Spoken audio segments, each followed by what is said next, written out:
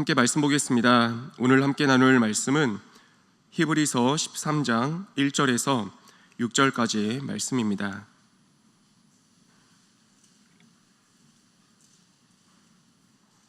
히브리서 13장 1절에서 6절까지 말씀을 교독하며 우리 함께 읽도록 하겠습니다.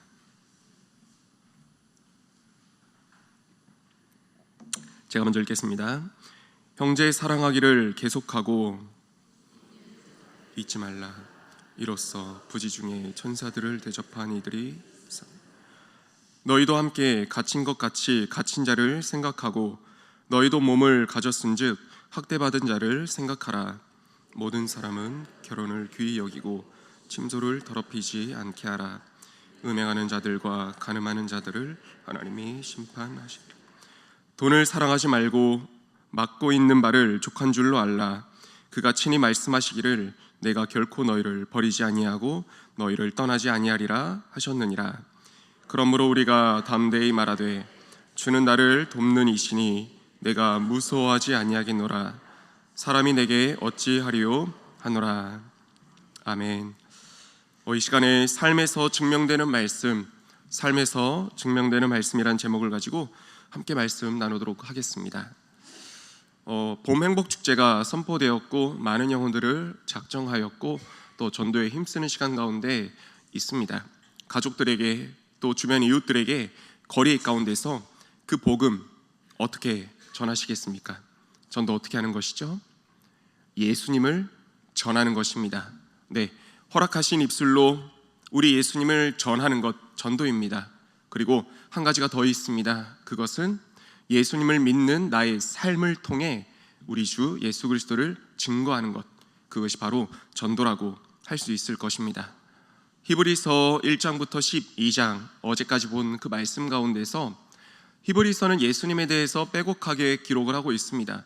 어느 학자는 이 히브리서 말씀에 대해서 이렇게 표현을 하더라고요. 예수님에 대해 연구하고 기록해 놓은 한 편의 논문이라고요. 논문은 복잡하잖아요. 논문은 이제 어렵잖아요. 히브리서 말씀이 쉬운 말씀은 아닙니다.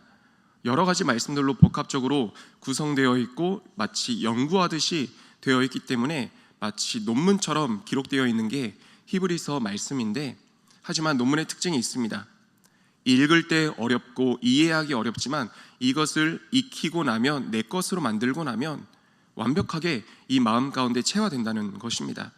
네, 히브리서 1장부터 12장까지 예수님에 대해서 우리가 배웠습니다. 알게 되었습니다. 다른 말로 표현한다면 하나님과 우리 사이의 관계가 세워지게 된 것이고, 예수님과 우리 사이의 그런 온전한 알과 이해가 세워지게 되었다는 것입니다. 그렇다면 이제 다음 순서로 어디로 나가야겠습니까? 예수님과 우리 사이의 관계가 마치 하나의 세워진 작대기처럼 올바르게 세워졌다면, 예수님에 대해서 알게 되었다면 우리는 그 복음 붙잡고 예수님 붙잡고 삶 자리 가운데 나아가야 될 것입니다. 10계명 가운데서도 1에서 4계명을 대신계명이라 해서 하나님과 우리 사이의 관계를 다루고 있는 계명이라 얘기를 하고, 5에서 10계명을 또 대인관계, 사람과 사람 사이의 관계라 해서 이렇게 계명이 쓰여져 있습니다. 근데 하나님과의 관계가 세워지고 사람과의 관계가 세워짐으로써 이루어지는 것이 무엇입니까? 바로 십자가라고 하는 것입니다. 히브리서 말씀은 그렇습니다. 1장부터 12장까지 예수님의 그 관계가 세워짐으로 하나의 수지의 관계를 이루었습니다. 이제 13장을 들어가면서 그 배운 말씀 붙잡고 받은 은혜 붙잡고 이제 형제 자매 이웃들에게 나아가서 수평의 관계를 이루어 나가는 것입니다. 그로 말미암아 십자가가 우리의 삶에 세워지게 되는 것이죠. 전도는 어떻게 하는 것이라 했습니까? 예수님을 전함으로 하는 것이라 했습니다. 그리고 예수님을 믿는 내 삶을 보여줌으로 전도하는 것이라 했습니다. 삶 가운데 이렇게 십자가가 새겨짐으로, 십자가를 세워나감으로 전도가 이루어지게 되는 것입니다. 사랑하는 우리 성도님들, 히브리서 말씀을 통해 예수님을 바로 알게 되었다면 더 알게 될 것이고요, 오늘로부터 시작되는 13장 말씀을 통해 수평의 관계, 허락하신 이웃과의 관계를 세워나감으로 말미암아 그저 삶을 통해 전적으로 예수 그리스도를 증거하며 영혼구원의 결실이 절로 맺어지는 우리 성도님들과 우리 은평교회 되기를 소망하며 축복합니다. 히브리서 1장부터 12장까지 신구약을 넘나들면서 예수님을 소개하였습니다. 13장을 시작하면서 그러면 관계를 쌓아가는 데 있어서 그 복음을 증거하는 데 있어서 어디서부터 시작할 것인지 1절 말씀은 이렇게 기록을 하고 있습니다. 1절 말씀을 우리 함께 읽어보도록 하겠습니다. 시작. 형제 사랑하기를 계속함으로써 이 수평의 관계, 수평의 십자가를 세워나가라 라고 얘기를 하고 있습니다. 조금은 어려운 말씀을 써서 죄송합니다. 형제 사랑한다 했을 때 이 단어를 원문을 찾아보니까 필라델피아라고 얘기를 합니다. 미국의 수도이면서 주 이름이기도 하죠. 필라델피아는 두 단어의 합성어입니다. 형제를 뜻하는 아델포스, 델포스와 그리고 형제 사랑을 의미하는 필로스, 이 두 단어가 합쳐져서 필라델피아 이렇게 얘기를 하는데요. 아델포스는 이런 뜻을 가지고 있습니다. 델포스인데 아는 하나입니다. 델포스는 이제 어머니의 배, 어머니의 자궁, 그러니까 어머니 배에서 함께 나온 형제 자매를 이제 아델포스이고 형제 사랑, 필라델피아 이렇게 이야기를 하는 건데 육적인 관계의 형제 자매뿐만 얘기하는 것이 아닙니다. 여기서 나타나는 형제 사랑하기, 형제는 가까이 있는 이웃들, 가까이 내 주변에 있는 사람들을 이야기하는 것입니다. 가장 가깝게는 가족이 될 수 있겠죠. 그리고 더 나아가서 한 분 하나님 안에서 형제 자매된 우리 함께 예배하고 있는 우리 서로 우리가 바로 1절에서 이야기하고 있는 형제 자매라고 얘기할 수 있을 것입니다. 가까우니까 사랑하기가 쉬울 것 같습니다. 그런데 우리 성도님들 살아보시니 가장 사랑하기 어려운 대상이 누구입니까? 2절에서 이야기했겠지만 남 모르는 사람 사랑하는 것보다 가까이 있는 사람 사랑하기가, 우리 가족 사랑하기가 가장 어려운 것 같습니다. 그들에게 예수님의 그 삶을 증거하기가 가장 어려운 것 같습니다. 그렇기 때문에 우리 주님께서 히브리서 말씀을 통해서 명령하시는 것이죠. 형제 사랑하기를 계속하고, 지난 우리 중등부에서 제자훈련을 하면서 이런 이야기를 전했습니다.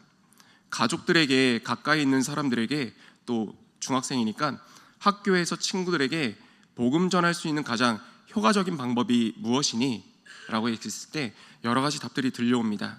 그렇게 했을 때 똑같이 두 가지를 얘기했습니다. 입술로 복음을 증거하는 것 있지만 삶으로 복음을 증거하는 것 있다. 그런데 너무 이제 어렵잖아요. 삶으로 증거한다는 것이. 형제를 사랑한다는 것, 이게 추상적일 수 있습니다. 그래서 이 한마디를 덧붙였습니다. 교회에서 이제 목사님이나 선생님에게 하는 것처럼 그 태도를 가지고 부모님께 대할 때 삶으로 복음을 증거하는 것이 될 것이다. 그리고 교회에서 선배들에게, 후배들에게, 친구들에게 대하는 그 모습처럼 형제 자매에게, 집안에 있는 형제 자매에게 대할 때 그것만으로도 복음을 증거하는 것. 이 자녀가, 우리 형제가 교회 다니니 뭔가 달라졌네? 교회가 어떤 곳이지? 이 삶으로 복음을 증거하는 것이 될 것이라고요. 우리 성도님들, 가족에게 진정한 사랑을 전하고 복음을 전하고 또 가까운 사람들에게 복음을 삶으로 전할 수 있는 방법 무엇이 있겠습니까?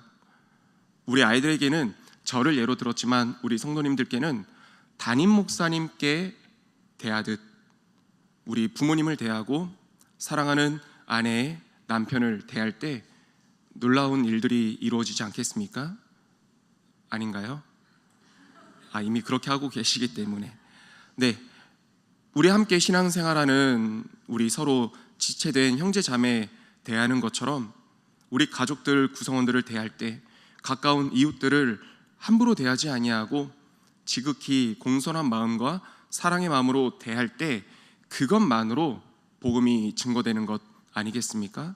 삶 가운데서 십자가가 진정으로 세워지는 것 아니겠습니까?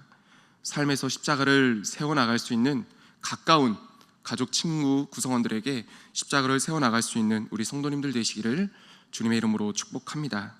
더 나아가서 가까운 이웃들을 대상으로 하며 한 발 더 나아가서 손님 대접하기를 잊지 말라라고 하시며 그 섬김의 대상을 확장시켜 나가고 있습니다. 여기서 손님 대접하기, 손님이라는 건 마찬가지로 크세노스라는 단어를 가지고 있는데 말 그대로 이방인입니다. 나그네입니다. 나와 전혀 무관하고 상관없는 사람들인 것입니다. 손님을 대접할 때 우리는 흔히 가까운 사람들, 좋아하는 사람들, 내게 유익이 되는 사람들을 초청하지 않습니까? 근데 우리 주님은 말씀하고 계시는 겁니다. 손님을 대접하는데 앞서 그런 사람들을 초청하는 게 아니라 나와 전혀 무관하고 나에게 전혀 이득이 되지 않는다 할지라도 그들을 사랑하고 섬기고 초청해서 그 복음의 메시지를 전하라 라고 이야기를 하고 있는 것입니다. 그러면 1절과 2절 말씀을 통해서 우리가 섬겨야 될 대상은 누구인 것입니까? 예수 믿는 사람의 모습을 보여야 될 대상은 누구인 것입니까? 가까운 사람이나 먼 사람이나, 그러니까 구분이 없다는 것입니다. 하나님께서 이 땅 가운데 살게 하시는 가운데 만나게 되는 모든 사람들에게 주의 말씀을 전하며 복음의 삶을 드러내라 라고 이야기를 하는 것이죠. 우리 성도님들, 뒤이어서 예를 들어서 주님이 한 가지를 덧붙이십니다. 아브라함의 예를 들어서 말씀하시는데 이로써 부지 중에 천사들을 대접한 이들이 있었느니라.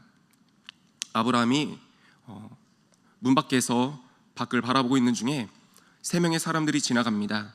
그들이 누군지 몰랐습니다. 그저 완전한 손님, 이방인, 나그네였습니다.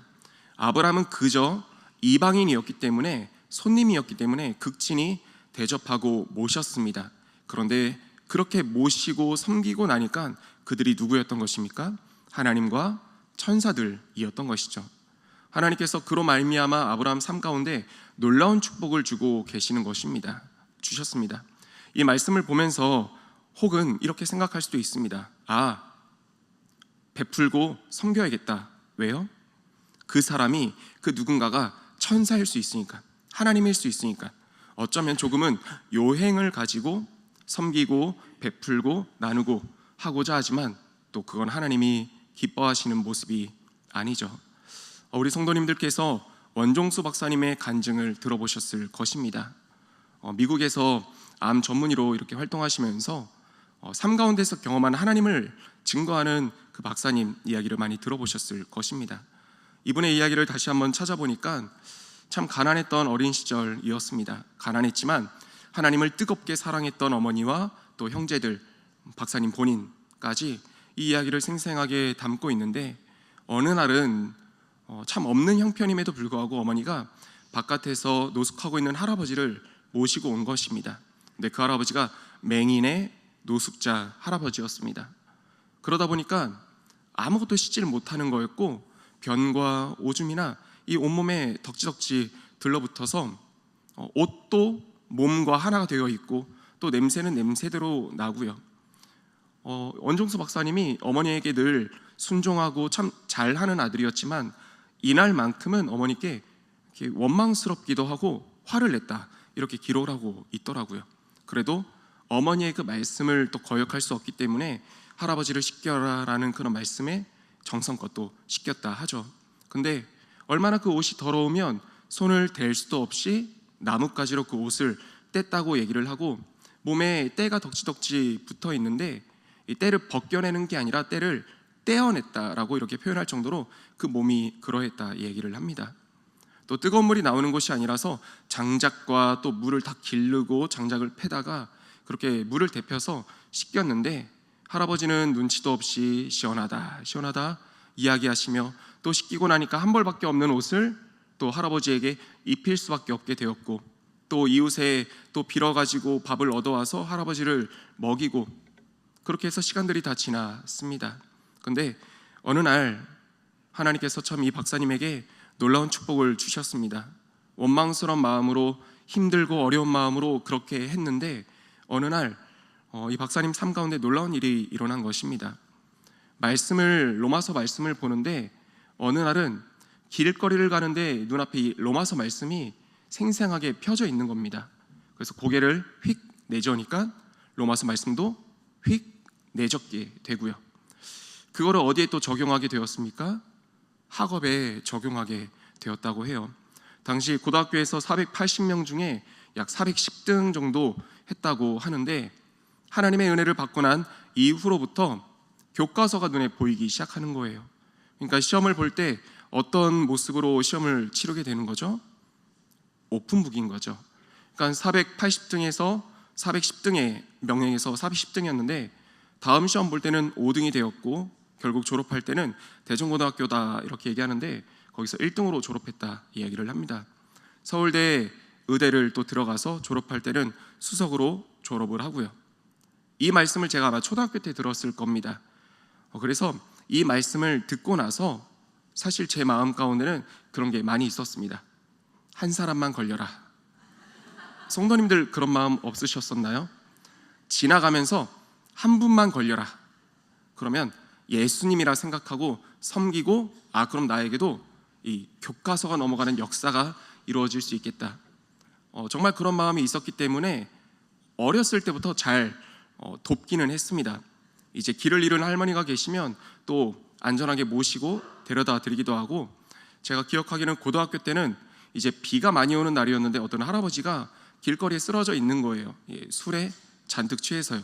설마 예수님이 술 마시고 이렇게 잔뜩 취해 계실까 싶긴 했지만, 일단은 비 맞고 계시는 노숙 할아버지였기 때문에 다가가서 제 우산을 건네드리고 돈을 쥐어드렸습니다. 그랬더니 저에게 놀라운 일이 안 일어나는 거예요. 교과서가 넘어가지 않고 여전히 교과서는 눈앞에 이제 펼쳐져 있는 그 상태인 것입니다. 현실로만요. 네, 근데 하나님이 이건 기뻐하진 않으셨을 것 같습니다.